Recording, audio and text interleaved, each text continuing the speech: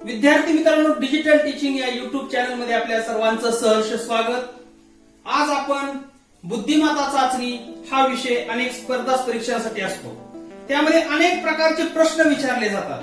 आज आपण अशाच एक महत्त्वपूर्ण घटक म्हणजे त्यामध्ये सांकेतिक भाषेचा वापर हा घटक आज आपण पाहणार आहोत। त्यामध्ये उपघटक अंकांचा वापर किंवा चिन्हांचा वापर कसा करावा व प्रश्नांची उत्तरे योग्य पद्धतीने कशी सोडवावी ते पाहणार आहोत। तरी हा व्हिडिओ शेवटपर्यंत पहा, म्हणजे तुम्हाला हा घटक चांगला समजण्यास मदत होईल।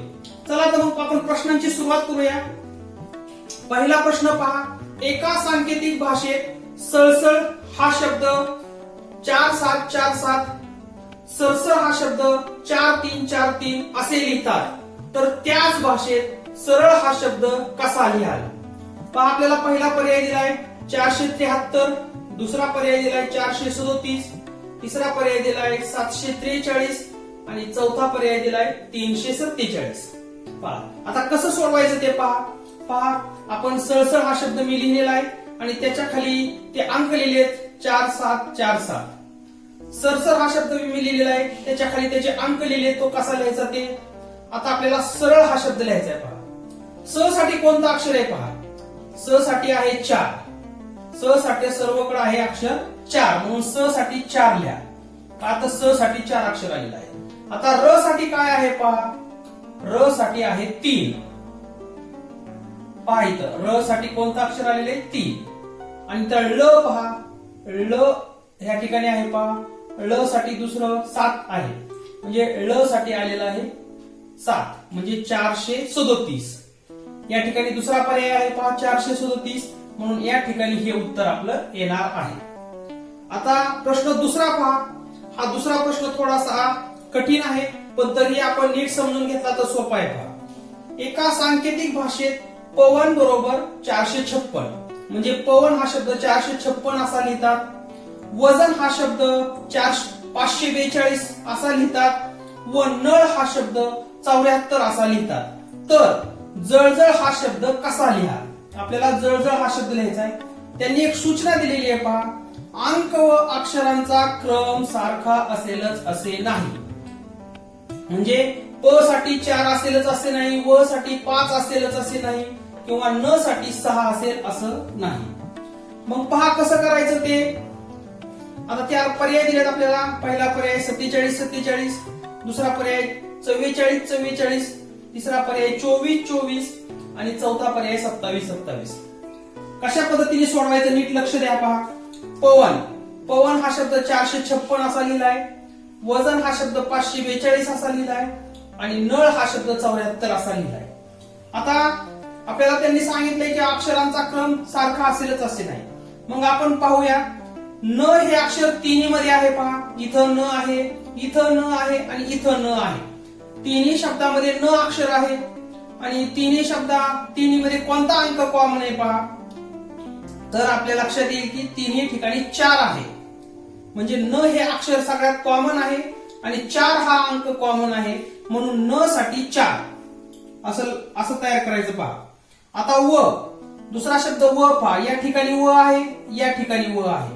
आता न साठी 4 गेला, आता ह्या दोन्ही मध्ये कोणता अंक समान आहे? पहा, मग तो व साठी येईल, तो येईल 5, म्हणजे व साठी झाला 5 हा अंक।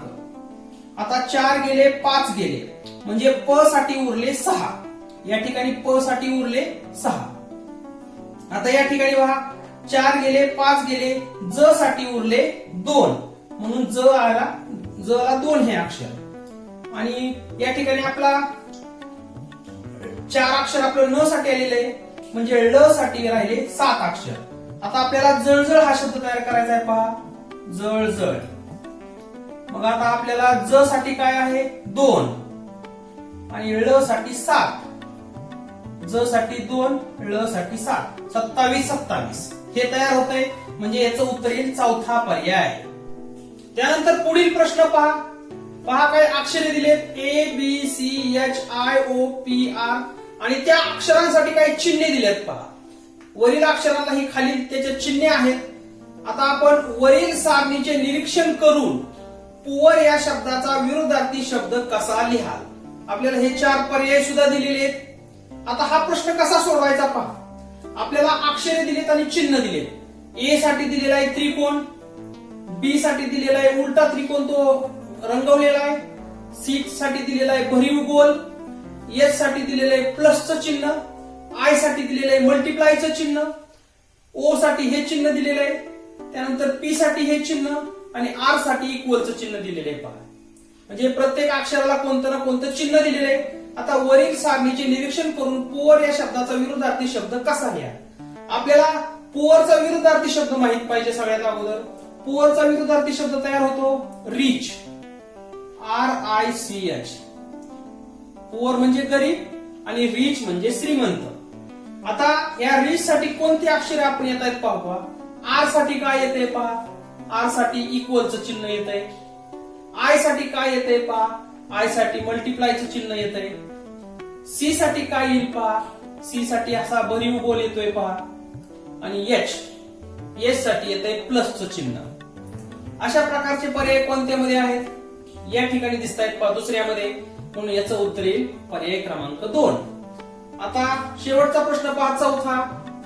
एका सांकेतिक भाषेत 95 म्हणजे 95 बरोबर 945, 83 बरोबर 853, 41 बरोबर 431, तर 72 बरोबर किती.